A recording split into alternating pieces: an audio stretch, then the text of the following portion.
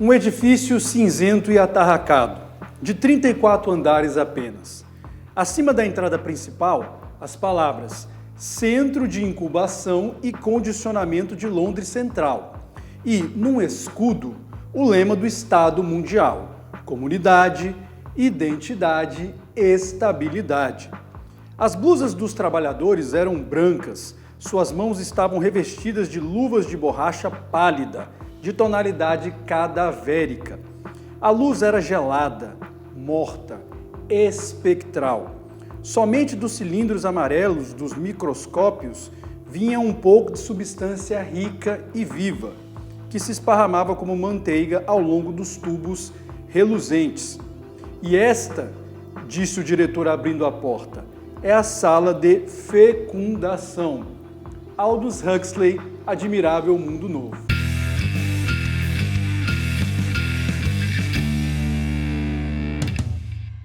Senhoras e senhores, sejam muito bem-vindos a esse canal, espero que os senhores estejam muito bem. Eis que então, mais uma famosa teoria da inspiração começa a se tornar realidade diante dos nossos olhos. E quando uma distopia começa a se tornar realidade, é sempre um alerta para aqueles que ainda dormem, para que eles despertem e enxerguem que, na verdade, meu amigo, boa parte de tudo isso que as pessoas ainda querem acreditar que seja teoria da inspiração já está começando a ser implementado diante dos olhos das pessoas, mas tem gente que ainda não quer enxergar. Então eu gostaria de falar um pouco com os senhores a respeito dessa notícia que repercutiu ao longo das últimas semanas. Uma fábrica, é claro que ainda está num projeto de desenvolvimento, mas um tipo de fábrica de úteros artificiais para o desenvolvimento de bebês. Mas antes, como sempre, gostaria de te convidar a conhecer o nosso canal e considerar inscrever-se caso você ache que isso possa ser útil na sua vida.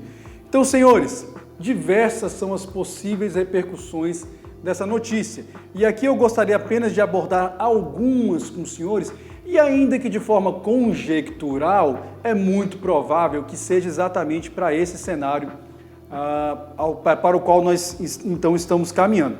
Então esse cientista alemão divulgou aí esse projeto para o desenvolvimento no futuro de uma fábrica de úteros artificiais para então gestar e gerar bebês. É claro que todo tipo de invenção assim distópica como essa vai vir revestida de alguma justificativa boa. É sempre assim. Sempre que algo que vai mudar a sociedade de forma impactante e que vai mudar para pior, que vai mudar no sentido de direcionamento dessa agenda que quer sim gerar um governo, uma forma de Estado global, de controle das pessoas, todas as vezes que essas agendas vão sendo implementadas, a desculpa para a mudança é sempre uma desculpa positiva. Então, por exemplo, a agricultura agora está sendo marginalizada por conta do aquecimento global. Só que como é que funciona? Esse pessoal, eles criam primeiro um problema, porque eles já têm uma solução pronta. Então eles criam, na verdade, eles fabricam a solução primeiro e depois eles criam um problema para apresentar a solução. Então, já que nós temos um aquecimento global, a agricultura precisa reduzir a produção de alimentos, mas aí isso é óbvio que iria gerar uma crise alimentar ou uma crise alimentícia, mas calma, nós já temos a solução para vocês. Comida sintética ou então insetos. Por que não? Por que não comer insetos? Né? Não são nutritivos? Você já não aprendeu isso lá assistindo o Rei Leão? Timão e Pumba? Então é sempre assim, sempre vai vir uma desculpa justa e honesta e plausível para implementar uma coisa aberrante, enfim, uma coisa absurda. E dessa vez não vai ser diferente. Qual que vai ser o argumento, então, para os úteros artificiais? Porque quando essas pesquisas iniciaram lá atrás, a desculpa era de que não, isso vai servir apenas para a pecuária, para esse tipo de produção, para desenvolver melhor esse tipo de produção, servirá apenas para o mundo dos animais. E agora nós vemos que, na verdade, não é coisa para o mundo dos animais, coisa nenhuma. É algo que já está caminhando para um cenário, no futuro bem próximo, onde isso vai ser utilizado para seres humanos. E aí é inevitável que você olhe a foto, ainda que conceitual, e não imagine algo muito semelhante ao quê? Matrix, senhores. Então, olha aí, né? Mais uma teoria da inspiração se concretizando. Então, na verdade, qual que vai ser a desculpa aqui no que diz respeito a esses ventres artificiais? Famílias, por exemplo, de mulheres que têm problema no útero e não podem gestar uma criança, mas gostariam de ser mães. Ou então, como o próprio cientista sugere, países que estão com uma depopulação muito grande, uma queda na natalidade, para que eles se equilibrem e possam continuar existindo de forma sustentável, é importante então que existam esse tipo de fábrica, né? Esse tipo de fábricas existam no futuro para poder equilibrar e equacionar a população. Então as desculpas serão as mais variadas possíveis, mas no fundo você sabe o que isso objetiva? Controle populacional. Apenas isso, mais nada. No futuro é o Estado que vai decidir quem é que pode ou não ter filhos, ou em que condições essas pessoas poderão ter filhos. E esses filhos sequer serão gestados pela mãe, serão ali, né, da forma natural como a gente conhece hoje. Muito provavelmente serão fabricados com o controle do Estado. Ah, Duarte, mas isso é teoria da inspiração, meu amigo. Era teoria da inspiração até um pouco tempo atrás, imaginarmos algo semelhante a isso, mas já não é algo que está acontecendo. Recentemente aprovaram, na verdade não aprovaram ainda, existe um projeto de lei na Espanha que quer retirar totalmente dos pais a autoridade para a educação dos filhos sobre questões de gênero, sobre questões de diversidade e de múltiplos tipos de família. Aos poucos, a gente não está percebendo, mas a legislação de vários países, inclusive do Brasil, está retirando completamente a autonomia dos pais em educar os seus filhos da melhor maneira possível. E muito em breve vai estar retirando, inclusive, a autonomia para gerar filhos. Isso também não é nenhuma novidade. Na China nós já tivemos a política do filho único. Isso já foi algo implementado efetivamente num Estado moderno. E como todo mundo sabe ou deveria saber, a China é um protótipo de tudo que está sendo exportado para o mundo. Tudo que antes era teoria da inspiração começa a ser exportado e as pessoas vão estão começando a perceber que nem tudo é uma mera ficção. Por exemplo, a questão do crédito social, que tem se espalhado aí já por vários locais, vários lugares do mundo. Antes parecia uma distopia chinesa, mas é algo que já está chegando aqui para a nossa realidade. Então não se preocupem, muito em breve a quantidade de filhos, o tipo de filhos inclusive, porque esses bebês serão modificados geneticamente, é uma espécie de construção ali a gosto do cliente. O cientista diz que também será possível você planejar geneticamente o seu filho, cor do olho, cor do cabelo. Certamente vai ser a extinção de pessoas como eu, muito provavelmente.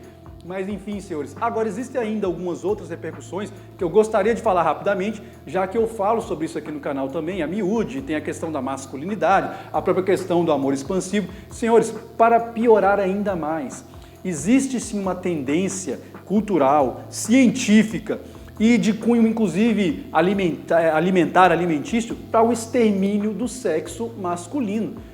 Pense comigo, se você fosse então uma pessoa que planeja, ou fizesse parte de um grupo que planeja controlar a população, estabelecer um governo mundial, como o que o Aldous Huxley coloca ali no Admirável Mundo Novo, mas o George Orwell trabalha com essa ideia também. Todas as distopias, que na verdade são mensagens preditivas, trabalham com essa ideia de governo único, porque isso se alinha muito bem ao que vai acontecer, inclusive como foi profetizado pelo João. Pelo apóstolo João lá em Apocalipse. Na verdade eu não sei se é o apóstolo, né? Existe uma controvérsia se seria realmente o João apóstolo ou se seria um outro João, mas isso é uma questão teológica, eu não vou entrar nesse mérito aqui agora. A questão é, muito simples, o extermínio do sexo masculino. Isso tem acontecido de forma cultural? Sim.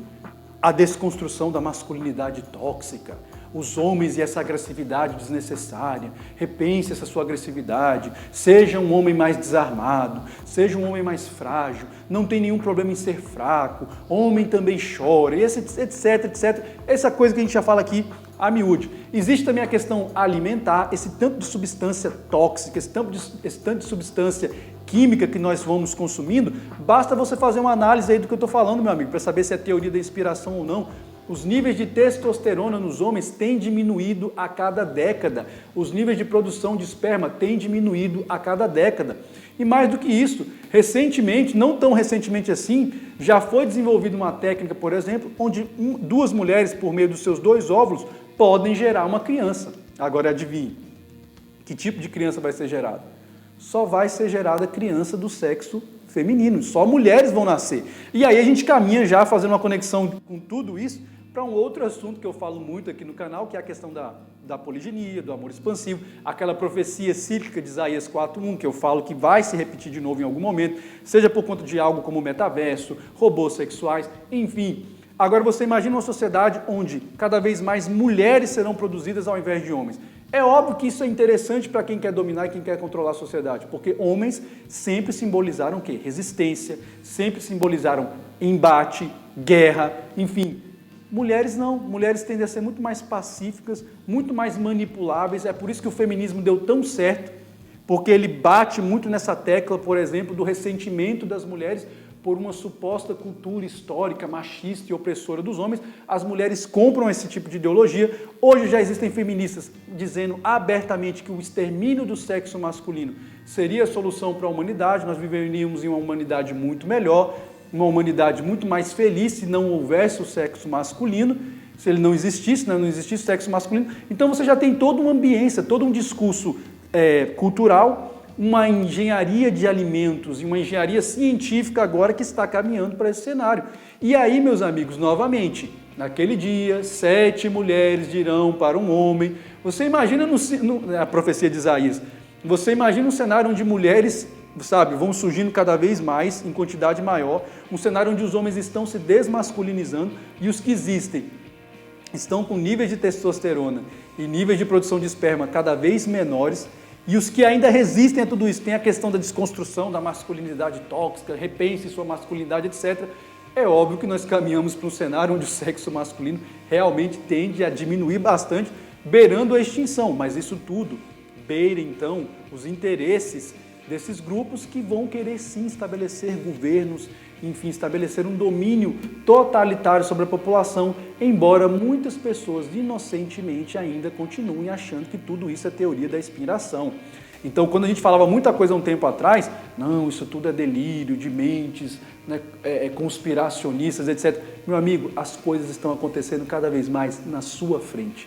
Compete a você acreditar ou não. Se quiser continuar achando que tudo isso é teoria da inspiração, aí é contigo, meu amigo. Agora, como eu sempre lembro aqui nesse canal, o movimento de uma única peça pode definir um jogo inteiro. Até a próxima e que Deus nos abençoe.